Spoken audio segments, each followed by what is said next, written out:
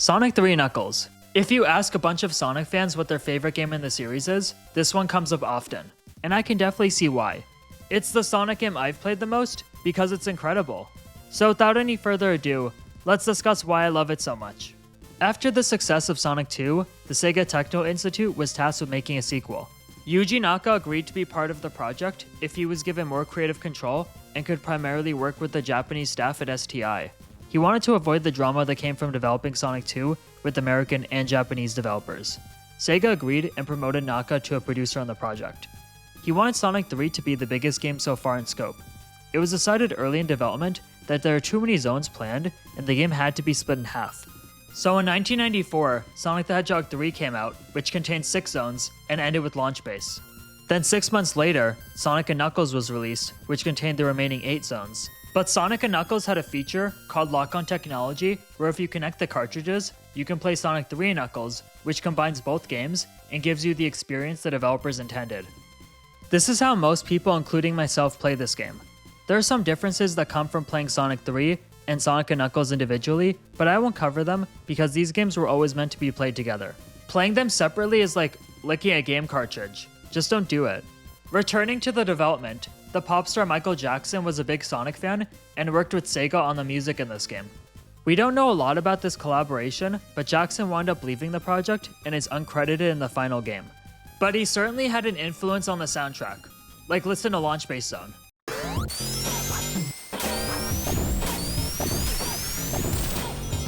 His music is definitely in the final product, but since his death, it's made re-releasing Sonic 3 trickier, which is why Sonic 1 and 2 are easier to access these days.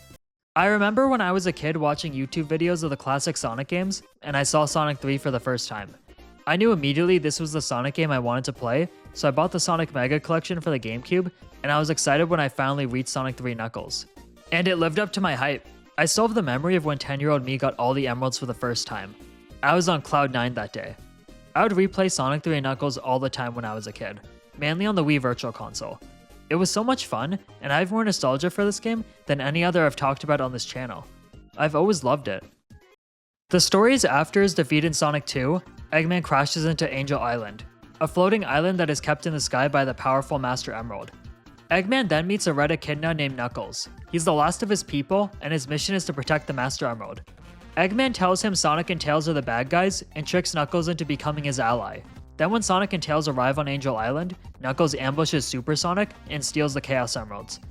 It's now up to Sonic and Tails to stop Eggman from relaunching the Death Egg while recovering the Chaos Emeralds. Along the way, they must also deal with Knuckles making their lives harder during the in-game cutscenes. And that's the story.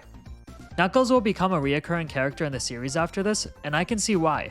He has a very cool design and works well as a rival to Sonic. He's a total idiot for siding with Eggman, but that's fine. He's somehow strong enough to beat Super Sonic, so who needs intelligence, right? But in all seriousness, I really enjoy Knuckles as a character. The first thing you'll notice upon booting up Sonic 3 and K is there's a save system included for the first time, which is great. And it's here where you can select the 3 playable characters, Sonic, Tails, and Knuckles.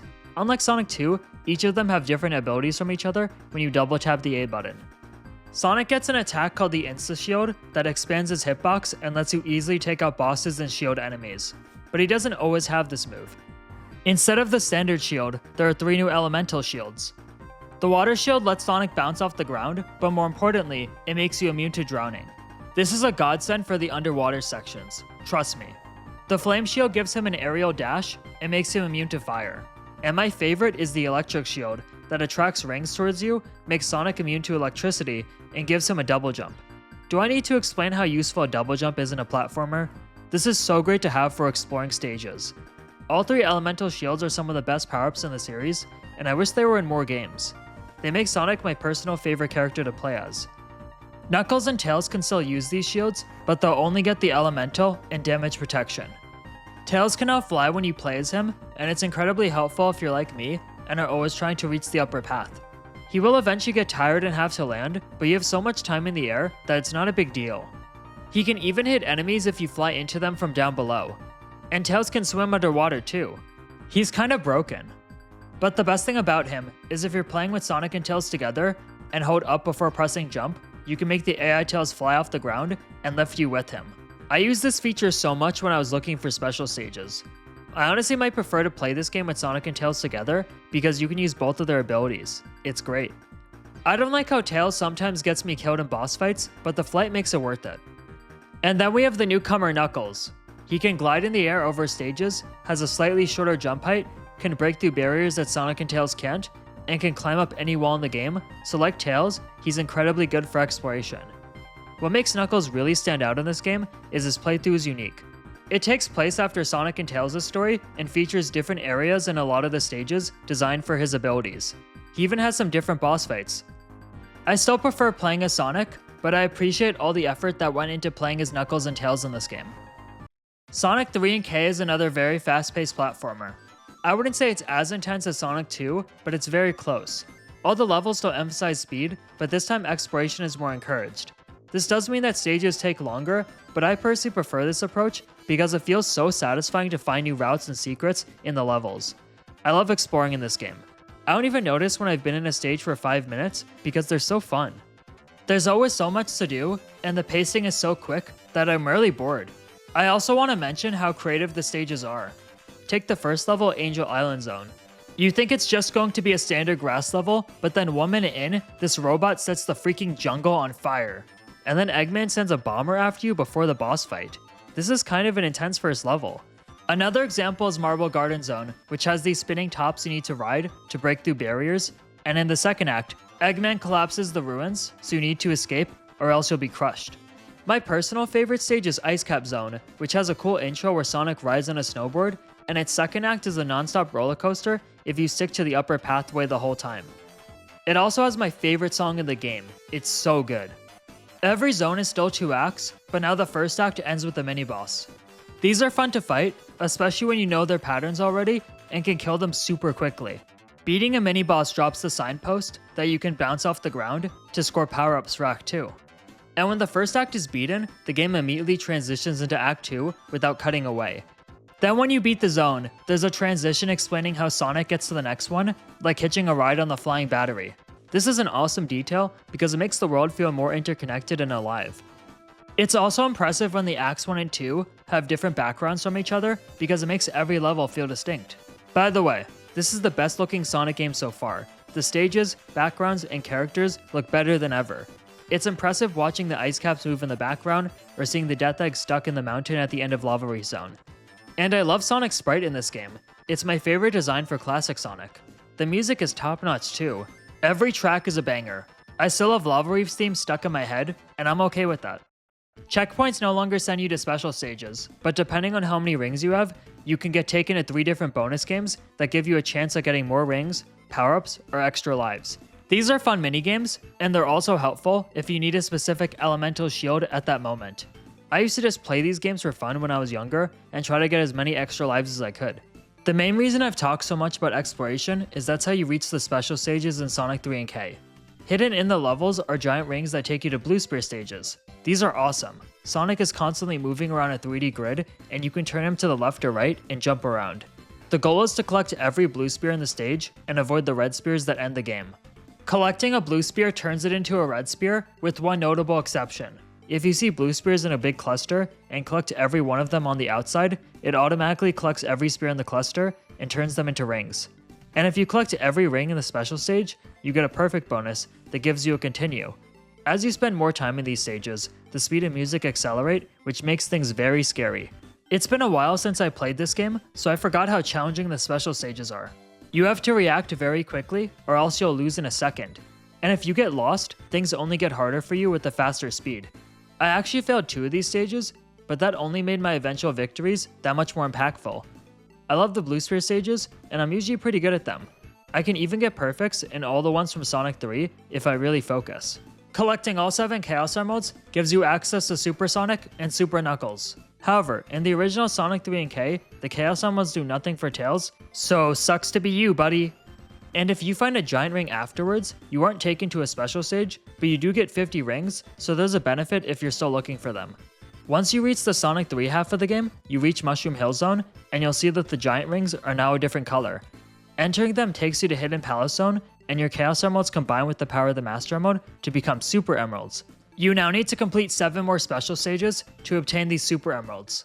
You can do them in any order you choose, so I like starting with the ones on the right that are the hardest in the game. I have failed the last special stage too many times in my life to save it for the end at this point. Once you obtain all 7 Super Emeralds, you get access to Hypersonic. Or Seizure Sonic, because Jesus Christ, he is an eyesore. Hypersonic is pretty awesome aside from that though. He has all of Supersonic's abilities, plus he can dash in any direction, so he kinda has all 3 powers from the elemental shields. His dash also kills every enemy on screen. The Super Emeralds unlock Hyper Knuckles, who can also kill every enemy on screen if he glides into a wall. Both Hypersonic and Hyper Knuckles are so fast that they leave behind after images too. Last but definitely not least, the Super Emeralds unlock Super Tails. This transformation is not okay. He summons an army of Flickies that just murder bosses automatically, like I'm not even moving.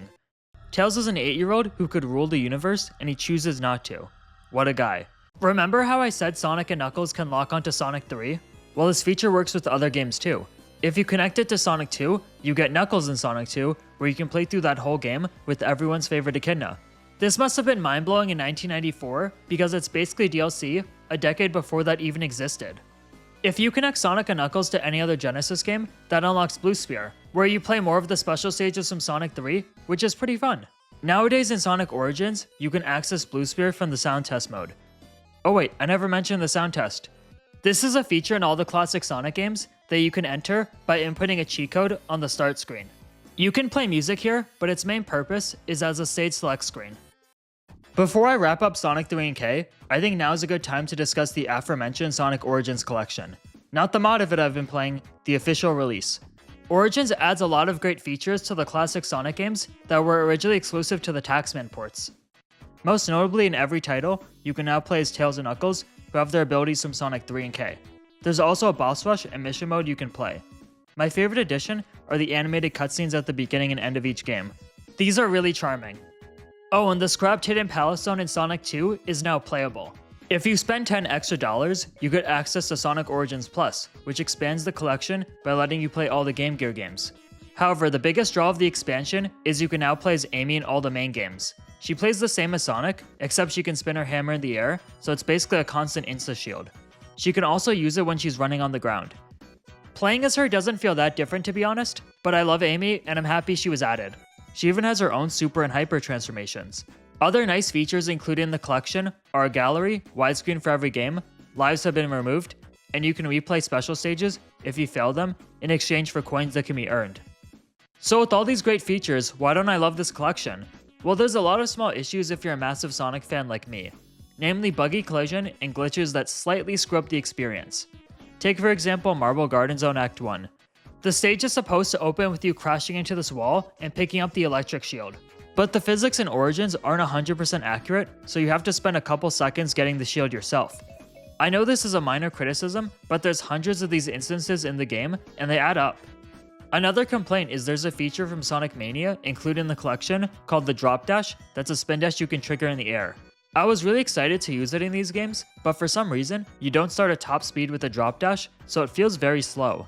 You're better off just using the spin dash, which I think is really disappointing. Lastly, there were rights issues with the Sonic 3 soundtrack, so we're left with the music from the prototype, which isn't bad, but it's nowhere near as good as the original score. I had my worst experience ever playing Sonic 3 and K on the original Origins collection because it just feels wrong with this music. I know Origins was rushed, probably to coincide with the second Sonic movie, and it shows. It's not horrible or anything, but I would highly recommend getting the Ultrafix mod, which fixes all these issues and gives you the best possible experience. Anyway, those are my thoughts on Sonic Origins, so let's return to Sonic 3 and Knuckles. At the end of the adventure, we reach Hidden Palace Zone, where Sonic and Knuckles finally have their duel. Knuckles loses, and suddenly the palace starts shaking. Eggman is stealing the Master Mode, and everyone's helpless to stop it. Knuckles realizes he got played, and helps Sonic and Tails reach Sky Sanctuary. They watch as the Death Egg ascends into space, and the only thing they can do is try to catch up. In this zone, we face off against enemies called Egg Robos and Mecha Sonic, another evil robot copy of Sonic who is not Metal Sonic for some reason. I like how this level reuses bosses from Sonic 1 and 2 as mini-bosses. It's a neat callback. After beating Mecha Sonic, Sky Sanctuary starts collapsing, and Sonic and Tails rush to the apex to jump into the final level, Death Egg Zone. This area is a full stage this time, and it's the hardest in the game. You got bottomless pits, anti-gravity, spikes, a tough mini-boss, It's a very climactic final zone that usually kills me a few times. The final boss can be difficult, especially if you die, because then you have to fight him without rings. I usually lose at least once here, but it's not hard if you know the visual cue for when the second phase is going to fire its laser. The next phase sees Eggman try to escape with the Master Emerald, but Sonic and Tails defeat him. Now we reach Doomsday Zone, which can only be accessed if you have all the Super Emeralds because it involves Hypersonic chasing after Dr. Eggman. I really like the idea that the true final boss is a reward for getting all the emeralds, and Sega agrees because this becomes a pattern in future games. You need to beat Eggman before running out of rings, so be sure to stockpile as many as possible and you'll be fine. Sonic defeats Eggman and saves the Master Emerald. Tails and him return the Master Emerald to Knuckles, and Angel Island is at peace again. Next is Knuckles' story, which is very simple. He chases an egg robo through all the zones until he reaches Sky Sanctuary, where we discover that Mechasonic has the Master Emerald. He fights Knuckles as Angel Island falls out of the sky in the background. The last phase sees Mechasonic get a power increase by absorbing the Emerald's energy. Knuckles wins the fight, but Sky Sanctuary collapses again. Then in the nick of time, Sonic saves Knuckles and the Emerald, so Angel Island is saved again. And that was Sonic 3 and Knuckles. This game is amazing. Every level is a blast to explore and race through, the special stages are awesome, the music is phenomenal, and there's 3 playable characters who are all fun. It's like Sonic 2, except there's more incredible content and great new ideas here. It's the ultimate Sonic game. It's one of the greatest games I've ever played, and that's why I keep coming back to it. For the longest time, this was my favorite game in the whole series. It doesn't hold that title anymore, but it's definitely number 2 on my list. So what's number 1 then? Well, you're about to see very soon. Take care.